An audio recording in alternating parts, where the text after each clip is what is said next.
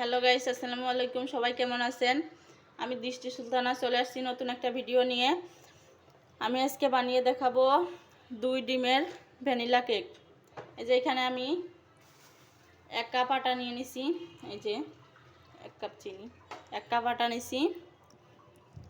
এখন আমি এটা চেলে নেব। এই যে কর্নফ্লাওয়ার সুপার শপে প্যাকেটে পাওয়া যায় 100 গ্রাম 50 টাকা।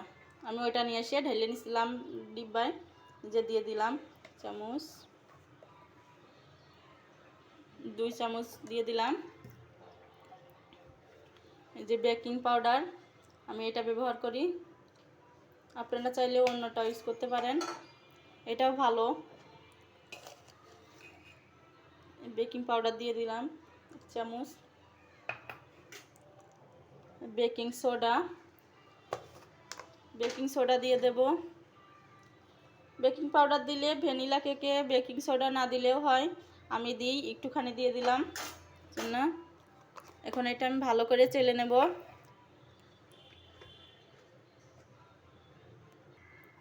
এই যে আমি সব শুকনো উপকরণগুলো চেলে নিছি। এখন একটু ভালো করে মিশিয়ে নিচ্ছি। আমি অফ ক্যামেরা তাই 2 বার চেলে নিছি। ভালো করে চেলে নিতে হবে, নাইলে আবার কেকের মধ্যে লাম্পস থেকে যাবে, দানা দানা থেকে যাবে। আমি এখন একটা সাইডে রেখে দেব। ডিমের মেরনটা প্রস্তুত করে নেব। এখানে আমি এখন ডিমের মেরনটা প্রস্তুত করে নেব। এই যে আমি বিটারে কাটা আর বলটা ফ্রিজে রেখে দিয়েছিলাম আধা ঘন্টা আগে। আপনারাও চেষ্টা করবেন যেটা ডিমের ফোম তৈরি করবেন সেটা ফ্রিজে রাখার। আর ডিম সবসময় নর্মাল তাপমাত্রায় থাকা ডিম নিতে হবে। ফ্রিজে রাখা ডিম নিলে ডিমের ফোমটা ভালো হবে না।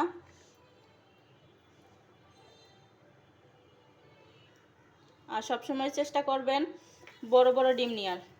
কেক বানাতে যত বড় ডিম নেবেন তত ভালো হবে। আমি যে 2টা ডিম ভেঙে নিলাম। এখন আমি কুসুমটা আলাদা করে নেব। যদি কুসুমটা আলাদা করে নেন তাহলে দেখবেন সাদা অংশের মধ্যে যেন কুসুম একটুও না পড়ে। আর আপনারা চাইলে কুসুম দিয়েও ডিমটা ম্যারিনেট করে নিতে পারেন। আমি কুসুমটা আলাদা করেই নেব।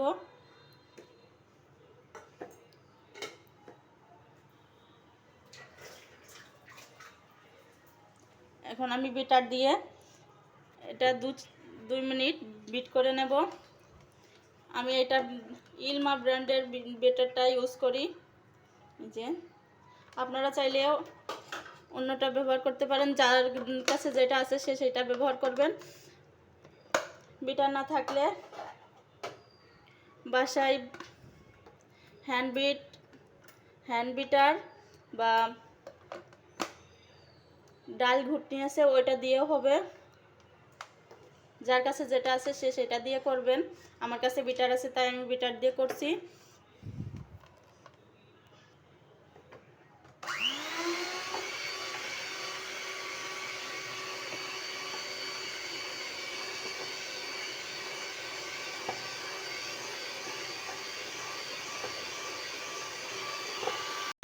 এই যে দেখুন 2 মিনিট বিট করার পরে এরকম হয়েছে। একটু ফেনা ফেনা হয়ে গেলে পরে চিনি দেবেন। আপনারা আগে ডিমটা একটু বিট করে নেবেন, নিয়ে দেখবেন যদি ফোমি ভাব হয় তাহলে চিনি দেবেন, না হলে ওই ডিমটা চেঞ্জ করে নেবেন। ওটা অনেক দিন আগের ডিম, ওটাই ভালো ফোম হবে না, কেকটাও ভালো হবে না। এই যে আমি এখন এখানে 1 কাপ চিনি নিয়েছি। 2 কাপ আটায় 1.5 কাপ আটায় 1 কাপ চিনি। আমি একটু একটু করে 2-3 বারে চিনিটা অ্যাড করে দেব, দিয়ে আস্তে আস্তে বিট করে নেব। এই চিনিটা গলে যাওয়া পর্যন্ত একটু বিট করব। ভালো করে গলে গেলে পরে আরবার বিট করে নেব। এই যে আমি চিনিটা সব অ্যাড করে নিছি। আপনারা চাইলে চিনিটা গুঁড়া করে নিতে পারেন। যদি আপনাদের বাসায় ব্লেন্ডার থাকে তাহলে ব্লেন্ডারে গুঁড়া করে নেবেন, আর ব্লেন্ডার না থাকলে পাটায় বেটেও গুঁড়া করে নিতে পারেন। আমি এখানে আস্ত চিনি অ্যাড করেছি, আমার গুঁড়া চিনি শেষ হয়ে গেছে, এই জন্য আমি 2-3 বারে অ্যাড করে নিছি। আর 10 সেকেন্ড করে বিটার অফ করে করে বিট করে নেবেন। আর এইভাবে 4 কোণা থেকে এখানে এনে নিতে হবে। আমি আর 2-3 মিনিট বিট করে নেব, তাহলে ফোমটা তৈরি হয়ে যাবে, দেখতেই পাবেন। চিনিটা গলে যাওয়া পর্যন্ত বিট করব। যতক্ষণ চিনিটা না গলবে ততক্ষণ বিট করতে হবে। চিনি দানা দানা থাকলে কেকটা ভালো হবে না, ভালোভাবে ফুলবে না। এভাবে বিট করতে করতে যখন দেখবেন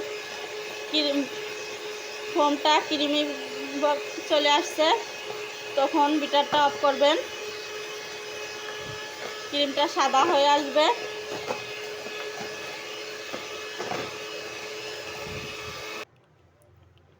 এই যে আমার ডিমের ফোমটা রেডি। এখানে আমি দাগ কেটে নিলে দাগটা থেকে যাচ্ছে, দেখতেই পাচ্ছেন। এই যে দাগটা থেকে যাচ্ছে। এই পর্যায়ে আমি ডিমের কুসুমটা অ্যাড করে দেব। ডিমের কুসুমটা দিয়ে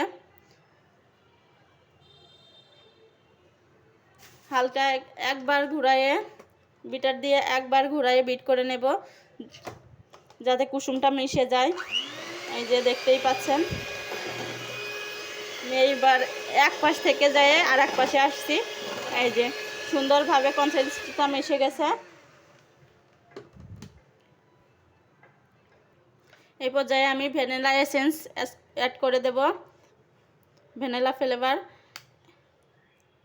এটা একটুখানি দিলেই হয়, সুন্দর একটা গন্ধ আসে। যে আমি দিয়ে দিলাম। হালকা একটু তেল দেব, বাটার না থাকলে সয়াবিন তেল দিতে পারেন। আমি রান্নার সয়াবিন তেল দিয়ে দিলাম।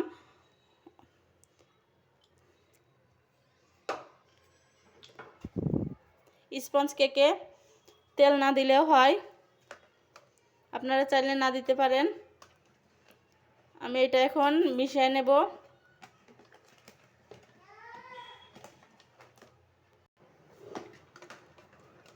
এইভাবে আমি একবার একে দিয়ে বিটারে একে দিয়ে একবার এই পাশ থেকে এই পাশে আসবো, তেল আর মিশে যাবে বিটারের সাথে। ওভারবিট করা যাবে না, ওভারবিট করলে ফোমটা নষ্ট হয়ে যাবে। এখন আমি শুকনো উপকরণগুলো মিশিয়ে নেব অল্প অল্প করে দিয়ে।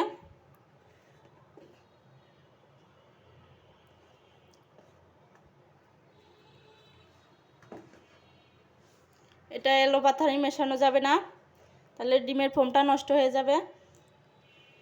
আলতো হাতে মেশাতে হবে। এই যে এইভাবে দেখতেই পাচ্ছেন আপনারা কিভাবে মেশাচ্ছি আমি। এভাবে করে 2-3 বারে আটা শুকনো উপকরণটা দিয়ে মিশিয়ে নিতে হবে। এলোপাথারি মিশানো যাবে না, তাহলে কেক ডিমের ফোমটা বসে যাবে, কেকটা ফুলবে না।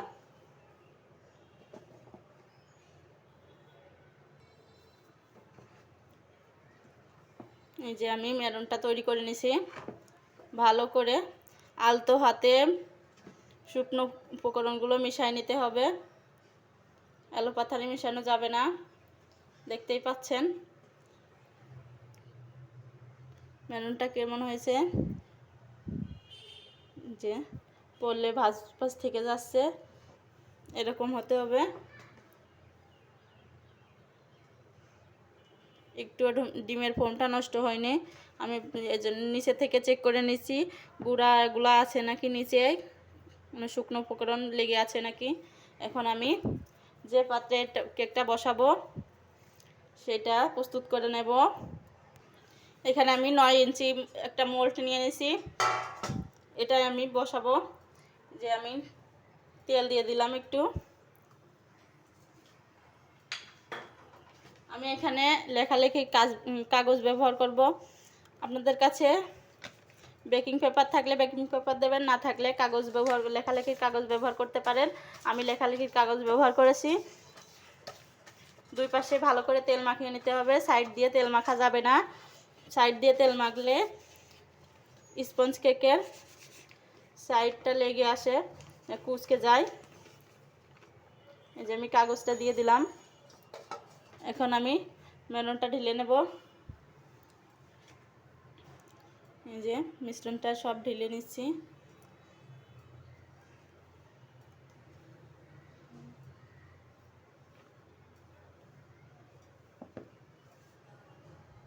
এই যে সবটুকু আমি ঢেলে নিছি। এভাবে এভাবে করে নিতে হবে। একটা কাঠির সাহায্যে নয়, কাঁটা চামচের সাহায্যে এভাবে করে নেবেন, তাহলে সব পাশে সমান হবে। এভাবে বাড়ি ট্যাপ ট্যাপ করে নেবেন।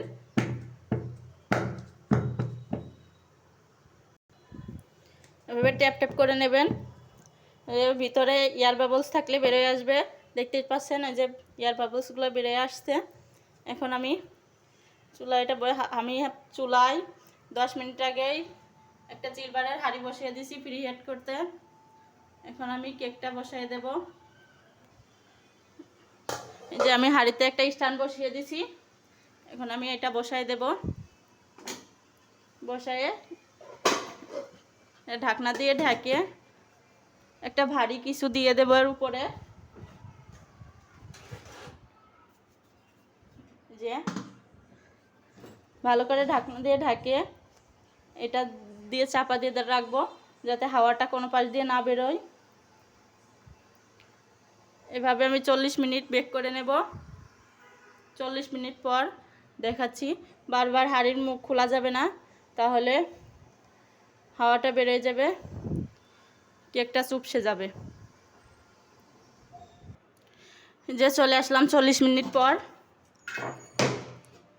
দেখেন কেকটা প্রায় হয়ে গেছে, আমার প্রায় না হয়েই গেছে।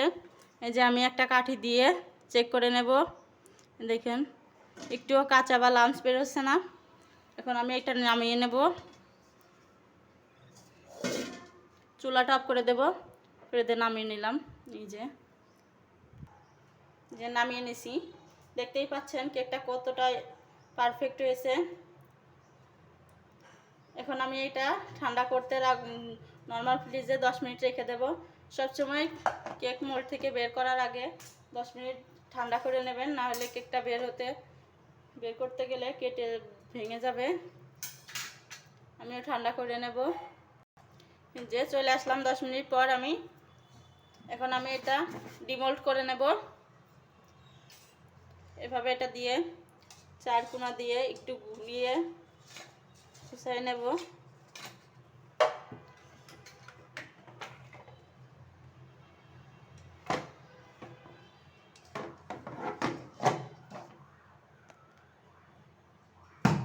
এভাবে করে থাবা দিলেই পড়ে যাবে।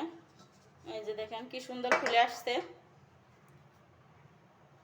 এখন এটা কাগজটা আস্তে আস্তে উঠায় নিতে হবে।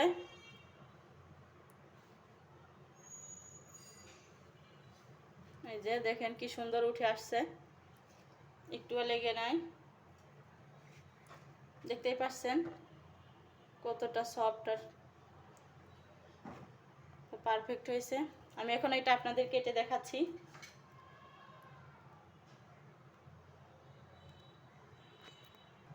যে আমি কেটে নিয়েছি, দেখতেই পাচ্ছেন কতটা স্পঞ্জি সফট হয়েছে।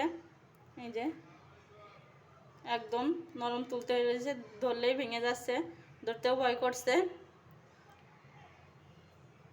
একদম সফট হয়েছে। এই যে দেখেন।